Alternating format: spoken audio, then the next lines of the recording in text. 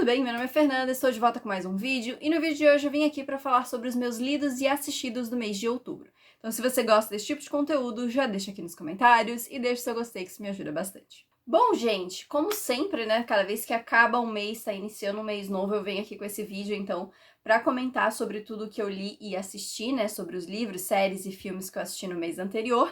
Esse mês eu não assisti nenhum filme, mas eu assisti séries e eu li alguns livros, menos do que eu tinha programado, porque assim, gente, eu tenho tanto conteúdo na minha cabeça programado e livro que eu quero ler até o final do ano, que outubro, novembro e dezembro eu enchi a minha TBR.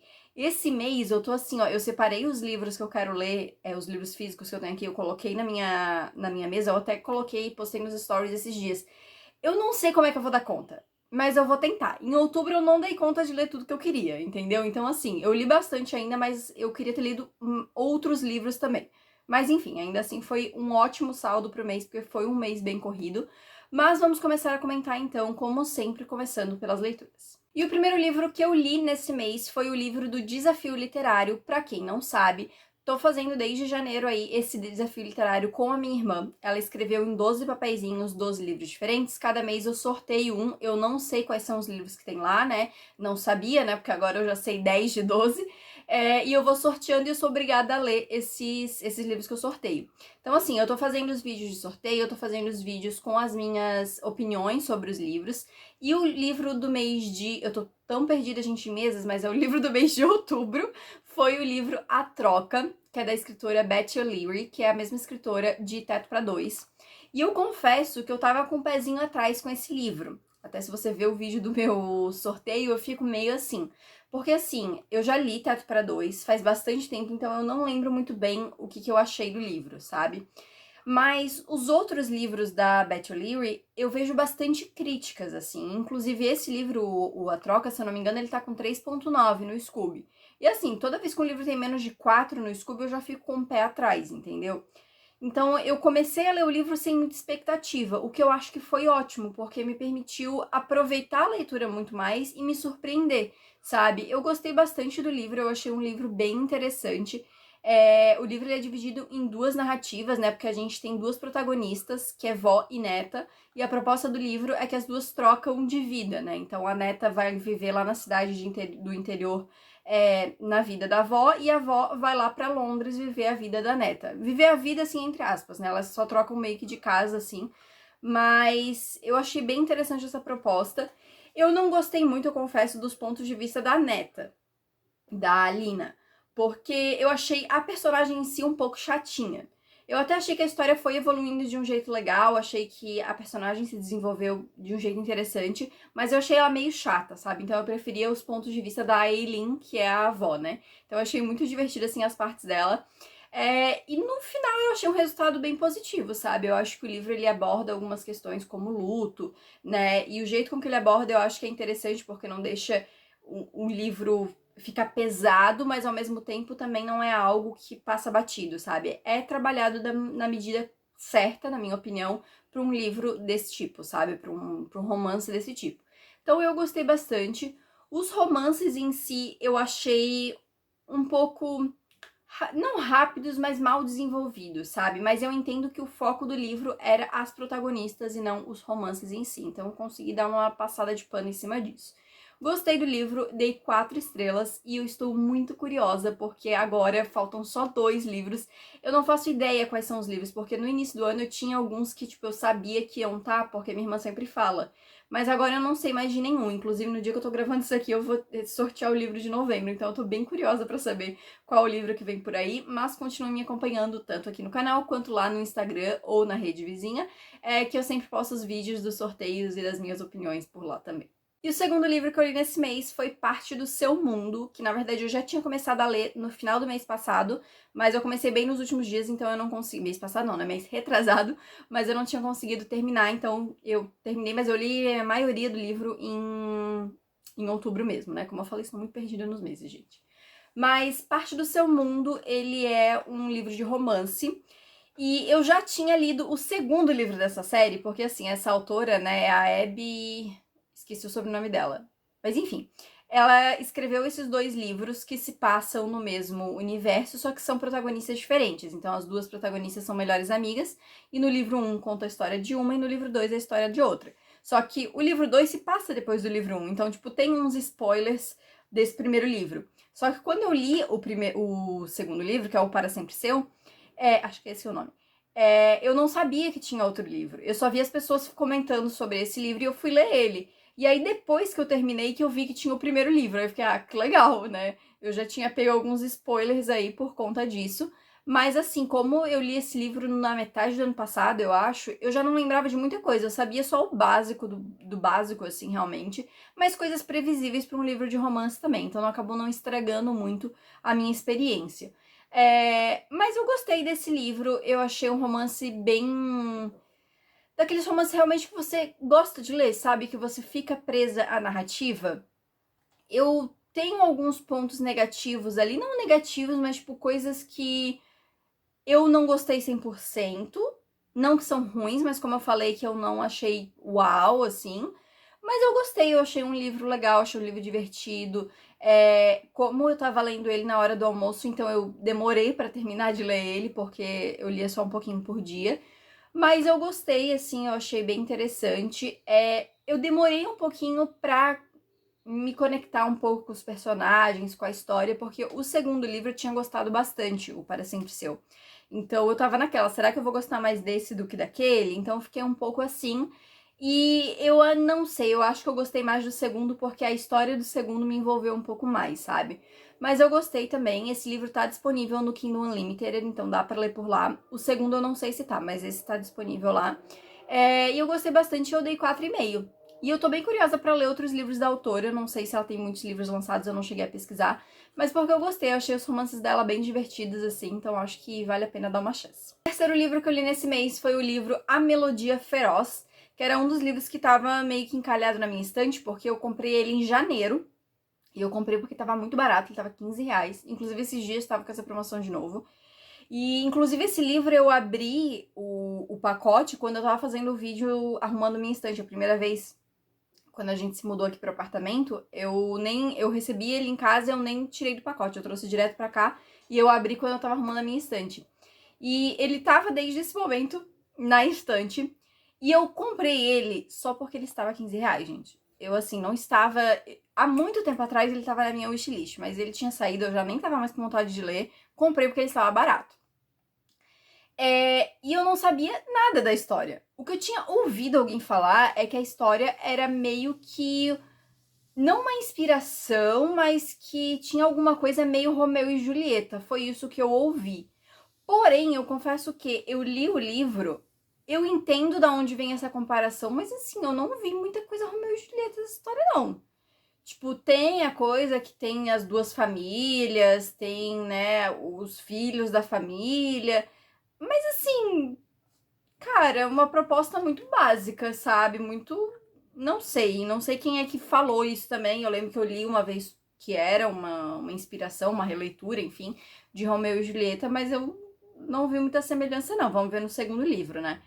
Mas eu me surpreendi bastante com esse livro, porque ele é tipo uma baixa fantasia, digamos assim, porque ele se passa no nosso mundo, né? Ele se passa onde seria os Estados Unidos. É meio que uma coisa meio distópica com fantasia, porque é como se monstros tivessem tomado o lugar, né? Tem essa parte um pouco mais fantástica que tem monstros e tem tipos diferentes de monstros e coisa e tal, então o mundo é meio que um caos, assim.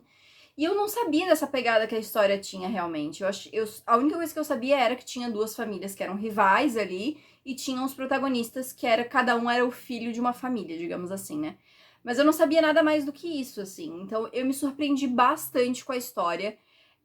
De início eu fiquei muito confusa porque realmente eu não sabia que tinha esses elementos fantásticos. Então eu tava esperando um romance, alguma coisa assim. Então quando começou a falar de alguns nomes específicos, de monstro, de isso, de aquilo, eu fiquei, cara, o que é isso, sabe? Demorou um pouquinho pra eu entender, assim, mas eu achei muito interessante porque a autora ela vai apresentando as coisas aos poucos e eu acho que é num ritmo que é bom pro leitor ir entendendo e compreendendo realmente o contexto e a história e como é que é aquele lugar que eles estão, o que são esses monstros. Então, assim, apesar de que eu fiquei confusa no início, eu acho que faz parte, sabe? Pra gente ir entendendo junto com a história. Então, assim, eu gostei bastante. Eu achei que ele ia ser bem mais adolescente do que ele foi, porque os protagonistas são adolescentes, né? Então eu achei que ele ia ter uma pegada mais young adult, assim. E ele tem algumas coisinhas, mas assim, no geral, eu achei um livro até bem ok, assim, bem maduro, entre aspas, assim, sabe? Pro que ele se propõe. Mas eu gostei demais, assim, realmente. Da metade pro final mesmo do livro, eu fiquei bem presa na história, querendo saber o que ia acontecer, sabe? Então, realmente me prendeu bastante. Tanto é que eu fui lá e eu comprei o segundo livro, né? Até o segundo livro eu comprei usado, eu comprei na Shopee mesmo, assim, porque o novo, gente, tava tipo R$60 o livro novo. E ele é um livro, tipo, pequeno, sabe? Eu paguei 20 e poucos na Shopee num semi-novo, né? Porque ele tá bem novinho, na verdade. Mas enfim, eu quero ver se eu leio agora no mês de novembro, porque realmente eu gostei bastante. Eu dei 5 estrelas pra esse livro, pra Melodia Feroz. Não cheguei a favoritar, mas assim, acho que tem potencial pro segundo livro. Vamos ver como é que vai ser levada aí essa história desse segundo livro. Mas eu tô bem empolgada porque realmente eu gostei bastante. Eu achei uma história bem diferente, assim. Nada do que eu tava esperando realmente. E isso foi muito, muito bom mesmo pra experiência de leitura como um todo. E eu li outra fantasia que eu já vi bastante gente comentando que eu não tinha lido ainda, que é A Filha do Rei Pirata. E assim, esse livro tá no Kindle Unlimited, eu li por conta disso. Eu tava atrás de livros pra ler no Kindle Unlimited e eu vi que esse tava lá. E eu já tinha ouvido comentários positivos sobre esse livro. E assim, eu gostei dele, eu me apeguei, fui me apegando ele ao longo da leitura, mas eu não achei nada uau, sabe? O que eu achei legal é porque ele pega uma mitologia que eu não leio tanto, que é a mitologia envolvendo sereias, né? Que no meio de fantasia hoje, gente, assim, 90% é féricos, fadas e coisas do tipo, né? Então saturou um pouco isso, assim. Então, quando eu vejo uma fantasia que tem uma mitologia um pouco diferente, eu já fico empolgada porque, né, pra sair um pouco dessa mesmice. Não tô reclamando porque eu gosto de féricos, tá, gente? É só porque parece que todo livro de fantasia durante um período era sobre isso, assim. Agora parece que tá começando a voltar a ser sobre outros seres míticos e fantásticos, enfim. Então eu achei legal essa pegada de trazer um pouco das sereias, apesar de ter isso, não é o foco da história, então o foco da história é outro. A gente tem essa coisa das sereias, mas é mais um plano de fundo, digamos assim. E eu gostei, só que eu não sei, demorou pra eu me envolver com a história, pra eu me importar com os personagens. Uma coisa que me irritou um pouco no início do livro foi algo que eu reclamo do primeiro livro de Trono de Vidro. E olha que assim, Trono de Vidro é a minha série preferida.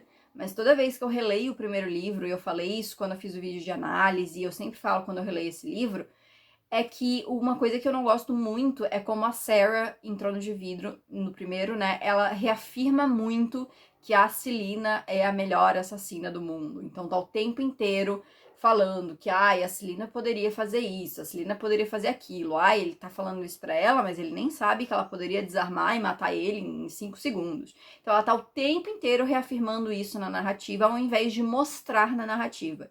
Porque eu acho que seria muito mais eficiente mostrar do que ficar reafirmando isso várias e várias vezes e não mostrar realmente, né? E esse livro, ele tem esse problema, porque assim, ele fica e é basicamente o livro inteiro, a protagonista, eu esqueci até o nome da protagonista, como é o nome da protagonista? Enfim, não vem ao caso, mas fica o tempo inteiro a protagonista pensando que ela era muito boa, que se eles soubessem o quanto ela era boa, que ela poderia se soltar daquilo, que ela poderia fazer isso, que ela poderia fazer aquilo, que ela poderia matar não sei quem, que ela poderia desarmar. Ela fica muito tempo. E esse livro ele é em primeira pessoa. Então isso fica ainda mais chato, porque Trono de Vida é terceira. Então, tipo assim, é chato, mas pelo menos não é na cabeça da pessoa, apesar de meio que ser esse o intuito. Esse é em primeira pessoa, então tá ela pensando o tempo inteiro nisso.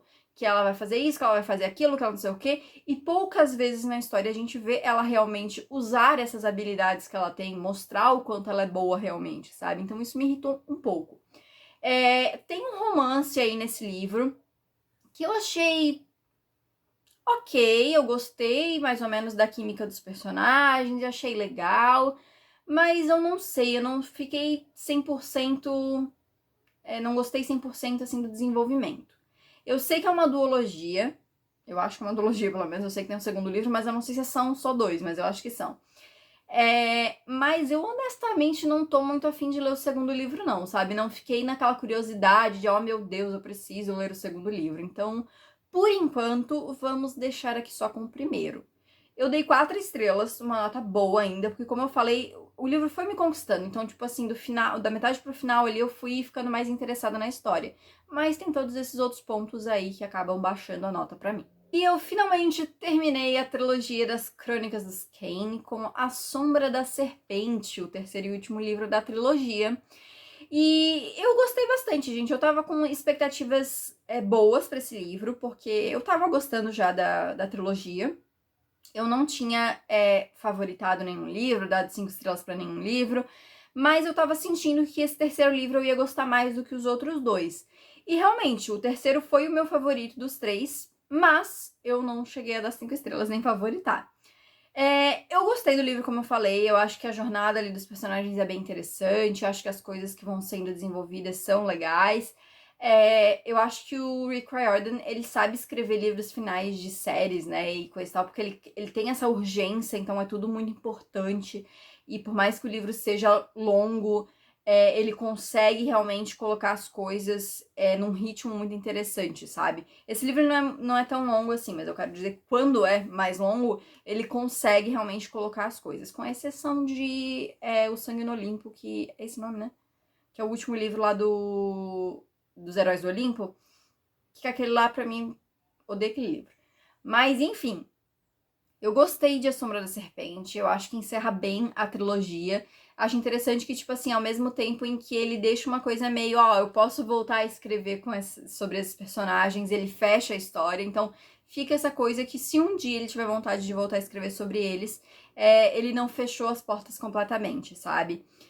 Mas, eu vou pegar na questão que não me deixou dar 5 estrelas, que é uma questão que eu já reclamo desde o primeiro livro, que é o romance dentro da história. Porque assim, a gente tem 2 protagonistas, a gente tem o Carter e a gente tem a Sadie, que são irmãos, né?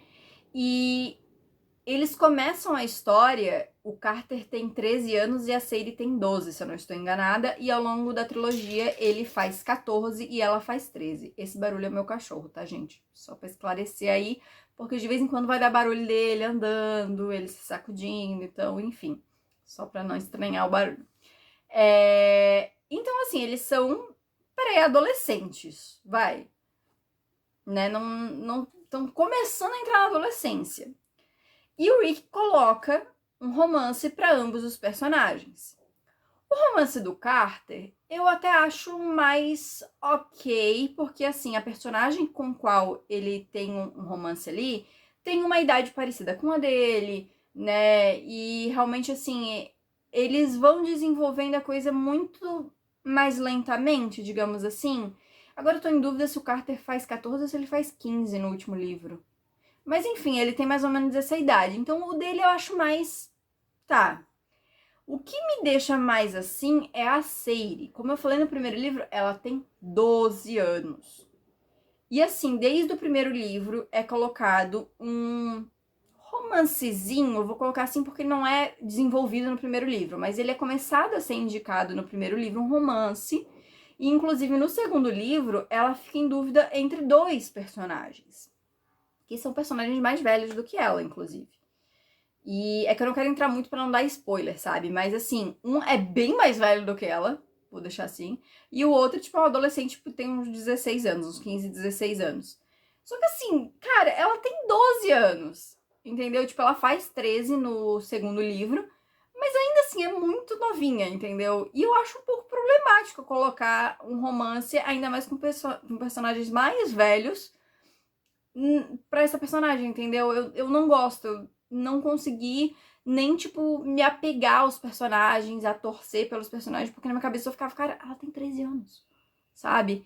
Então, assim, é que nos outros livros do Rick, por exemplo, Percy Jackson, eu acho que eu comentei isso no último vídeo de Livros Assistidos, a gente tem os personagens que começam a série com 12 anos, Mas o romance mesmo, apesar de a gente já ver um indicativo ali de, um crushzinho, uma coisa aqui, uma coisa ali, a gente vai ver realmente algo acontecer quando os personagens já estão com uns 15 anos, né? Então, assim, não sei. E os dois personagens têm a mesma idade em Percy Jackson, entendeu? Então me incomoda um pouco, assim, realmente. Me diga se foi só eu, gente, mas eu me incomodei bastante, assim, bastante mesmo. Então, essa coisa acabou me puxando, eu não consegui dar 5 estrelas, mas eu dei 4,5, tá? Eu baixei pouco, eu baixei só meiazinha mesmo, estrela.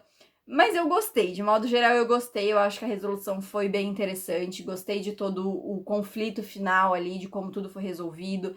E recomendo aí a trilogia das Crônicas de Kane. Eu tava com saudade de ler algo novo do Rick Riordan, então foi legal ter contato com essa trilogia. Novo entre aspas, porque essa trilogia já foi lançada faz tempo, né? Eu que não tinha lido ainda.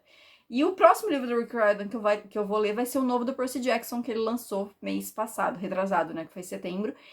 Mas que eu provavelmente só vou ler ano que vem, porque não tem mais vaga nas minhas TBRs pra continuar, pra ler ele, né? Esse ano ainda. E vamos então pro penúltimo livro dos lidos de outubro, que foi Coroa da Meia-Noite, o segundo livro da série de Trono de Vidro. Estou relendo a série Trono de Vidro. Eu tô fazendo agora uma série de vídeos, gente, que é explicando as referências da série de Trono de Vidro. Então, em setembro, eu reli Trono de Vidro e eu lancei o vídeo, né, em outubro ali. Foi início de outubro, se eu não me engano, que saiu o vídeo explicando as referências. Li agora Coroa da Meia-Noite e na próxima semana vai sair o vídeo explicando referências de Coroa da Meia-Noite. Então eu vou fazendo assim. Eu resolvi fazer essa série de vídeos porque, na verdade, eu já tenho essa série de vídeos lá na rede vizinha. Só que como tem muita referência de Trono de Vidro, são muitos vídeos. Então, assim, eu tô fazendo essa série de vídeos desde março do ano passado. E eu não terminei ainda. Então, assim, eu resolvi reunir por livro em um vídeo só. Então, eu fiz de Trono de Vidro, agora eu vou fazer de Coroa da Meia-Noite e vai assim até o final, né? Até quando eu terminar de ler. Reler, né, a série novamente. Então, quem ainda não viu, vai lá ver. Lembrando que são vídeos com spoilers de todos os livros da série, porque eu comento justamente sobre a referência, sobre o que isso quer dizer, enfim. Sobre o livro em si, gente, quando é releitura, assim, eu nem perco muito tempo, porque eu já falei tanto sobre esses livros. Gosto muito, tem um vídeo de análise, inclusive, vou deixar aqui no card também pra quem não viu ainda ir lá assistir, vídeo com spoilers de Coroa da Meia-Noite. Eu gosto bastante desse segundo livro, eu acho que tem dois dos acontecimentos mais importantes para Trono de Vidro, e esse é o livro onde tudo muda, né? Esses acontecimentos impactam a série como um todo, então, assim, eu acho que ele tem uma importância gigantesca. Eu dou 4,5 pra ele, porque tem uma coisa que eu não gosto muito desse livro, um romance aí que tem nesse livro que eu não sou muito fã, então eu, né, dou uma tirada, assim, de nota por conta disso, e também porque eu acredito que tem outros livros melhores de Tronos de Vidro, então esse fica aí com 4,5, que é uma nota boa também, né, gente? Mas, enfim, semana que vem, então, sai aí o vídeo de explicando referências de Coroa da Meia-Noite. Se você tá vendo esse vídeo aqui em outro momento, já saiu o vídeo, então vai lá assistir. E para encerrar a lista de lidos de outubro, eu reli pela 11ª vez Carry On. Se você não sabe, se você segue aqui há pouco tempo, eu amo esse livro chamado Carry On, que é esse livro que tá aqui atrás de mim. Tipo assim, eu tenho 5 versões do primeiro livro, tá? Isso tudo aqui, versões do primeiro livro. Aí eu tenho mais 3 versões do segundo livro, porque uma tá separada para eu ler esse mês. Tenho mais 3 versões do terceiro livro. E eu tenho 2 versões do livro de contos, que tem um conto dos personagens, né? E ainda eu tenho o e-book dos livros também. Sim, gente, tá na cara que eu tenho problema, né, gente? Eu amo esse livro. Não tenho o que eu dizer. Apesar de ser uma trilogia, o primeiro livro é o que me conquistou, tá?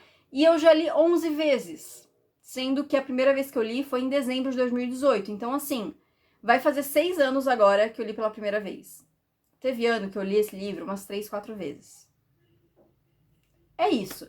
E assim, gente, eu não tenho muito o que comentar, porque, como eu falei, eu releio esse livro todo ano. A trilogia, né? Eu releio todo ano. E é isso, eu não tenho nada que acrescentar, porque eu já falei tudo que eu tinha pra falar desse livro. Eu amo. E eu sei que não é uma história perfeita. Eu sei que tem algumas coisinhas ali que tá, ok. Mas eu amo, principalmente por conta dos personagens. Foram os personagens que me cativaram 100%. O Simon e o Bess, que são os protagonistas. São eles aqui, ó. Amo, gente, não tem o que dizer. Tem tatuagem também no livro. É isso, entendeu? 5 estrelas, favoritado. Mês que vem eu continuo a leitura da trilogia com o segundo livro, que é o meu menos favorito. Mas é isso, vida que segue, gente, e é isso. Já falei bastante sobre esse livro, não vamos perder muito tempo com ele. E vamos então para os assistidos do mês de outubro. Como eu falei, gente, eu não assisti filme esse mês, então vamos falar só de séries. Eu assisti 3 temporadas diferentes de 2 séries diferentes, então eu consegui assistir bastante esse mês. Terminei a 2ª e a 3ª temporada de Only Murders in the Building, que tá sendo, assim, a minha sériezinha do coração. Eu já tô terminando a 4ª temporada também, então vai ficar pra novembro, porque eu não consegui terminar em outubro, né? Ficou metade da temporada aí pra eu assistir em novembro. Mas, assim, eu tô cada vez mais apaixonada por essa série, gente. Ela é muito boa mesmo. Eu gostei demais. Eu confesso que a 3ª temporada, a 4ª eu vou falar dela mês que vem, né? Mas, assim, a 2ª temporada eu gostei muito. Eu me surpreendi demais, assim, com as coisas que foram acontecendo. O episódio final é maravilhoso, inclusive. A 3ª temporada, eu achei ela muito boa. Só que tiveram alguns episódios que eu achei que ficou um pouco mais lento, sabe? Então, assim, eu preferi a 2ª do que a 3ª, sabe? Já adiantando as minhas notas, foi 4,5 pra 2ª e 4 pra 3ª. Mas, assim, a série, ela é muito boa. E, honestamente, é uma das séries que tem, assim, ó, o melhor elenco que eu já vi na minha vida. Porque toda temporada aparece um ator novo na série que você pensa, cara, tipo assim, só pra vocês terem uma base, na 3ª temporada tem ninguém mais, ninguém menos do que Meryl Streep. É isso, entendeu? Numa série de TV. A Meryl Streep, tipo, uma das maiores atrizes do mundo, tá lá, entendeu? E aí daqui a pouco você vê, tipo, tem alguns personagens que aparecem só pra fazer uma participação, só que, tipo assim, uns atores, né, que aparecem só pra fazer participação, e são atores, tipo, gigantescos, assim, sabe? Então você fica muito impressionado, sabe? Então tem nomes muito grandes, realmente, na série, que me deixam muito impressionada. As atuações são maravilhosas, assim, então... Cara, eu tô assistindo agora a 4ª temporada, mês que vem eu volto pra falar o que eu achei dela. A 4ª temporada, inclusive, que terminou de ser exibida essa semana. Então, assim, tá bem fresquinha aí ainda. E eu super recomendo, gente. Essa série tá disponível no Disney Plus, né? Ela é uma série Stars, mas a Stars agora tá junto com a Disney, então dá pra assistir por lá. E ela realmente, assim, é muito boa, gente. É muito rapidinho, os episódios têm ali 30 e poucos minutos. E ela tem uma pegada mais de comédia, sabe? Então, super recomendo, gente. Ela é muito boa mesmo, assim, com um elenco estrelar. Bom, gente, por último, assisti, assim, uma série que virou uma sériezinha do coração agora, que é a série Agatha All Along, que foi o último lançamento da Marvel aí, que terminou agora nessa semana. Eu até achei que não ia dar tempo de terminar ainda em outubro, mas consegui. Pra quem me segue há pouco tempo e não sabe, eu amo Marvel, gente. Entendeu? Eu gosto muito. Não li os quadrinhos, tá? Antes que alguém me perguntar, não li os quadrinhos. Mas eu gosto muito do MCU, né? Eu acompanho desde 2008, quando o filme do Homem de Ferro foi lançado. Eu nem sabia o que era, fui assistir, fiquei completamente apaixonada e continuei acompanhando a partir daí. Fiz vários conteúdos já sobre Marvel no início do canal, só que eu parei de fazer porque eu vi que não era vídeos que estavam batendo tanto com o meu público, e também porque a Marvel deu uma caída aí depois de Vingadores ali, né? O Ultimato. Então acabou que tem uma coisa ou outra boa, mas assim, a maioria é muito mediana, né? E a Agatha, em si, era uma série que eu não estava muito empolgada, não. Porque assim, eu gostei muito de WandaVision, achei uma série muito legal e coisa e tal. Só que a Agatha em si não era uma personagem que estava me interessando tanto pra assistir a série, entendeu? Então, a série começou, já tinham 5 episódios lançados e eu nem tinha assistido ainda, gente. Eu tava realmente assim, deixa lá, eu queria assistir até, mas eu não tava empolgada, sabe? Então eu pensei, vou deixar terminar, depois eu assisto. Só que depois do episódio 5, muita gente começou a falar. Eu vi muita gente falando sobre a série, porque o episódio 5 termina com uma grande revelação, que na verdade é uma revelação que 90% das pessoas já sabiam. Mas termina com essa revelação, então eu vi muita gente comentando e pensei, tá, então vou começar a assistir Agatha agora. Eu tinha terminado a 2ª temporada de Only Murders, então pensei, antes de começar a 3ª, vou começar a assistir Agatha. E aí pensei, não vou assistir tudo hoje, isso era um domingo. Vou assistir uns 2 episódios, semana que vem assisto mais 2 e vou assistindo assim. Assisti os 5 episódios, gente. Porque me surpreendeu. Eu gostei muito. Eu terminei o primeiro episódio e pensei, interessante, vamos ver o segundo. Vou ver só mais o segundo pra ver. Terminou o segundo, pensei, agora eu tenho que ver o terceiro. Terminei o terceiro e pensei, tá, agora eu vou ver o quarto. Aí eu terminei o quarto e pensei, só falta mais um, vamos terminar de assistir. Eu gostei bastante, gente. eu me surpreendi, porque realmente eu não tava esperando nada. Uma série que, assim, não prometeu nada e entregou tudo, pra mim, pelo menos. Gostei demais, assim, achei que a série, ela foi crescendo. Os 5 primeiros episódios eu acho episódios bons, mas mais mornos, assim, legais, interessantes, mas é isso. Episódios 6, 7 e 8, maravilhosos, episódios muito bons. O 7 é o meu preferido, é o melhor da temporada, realmente.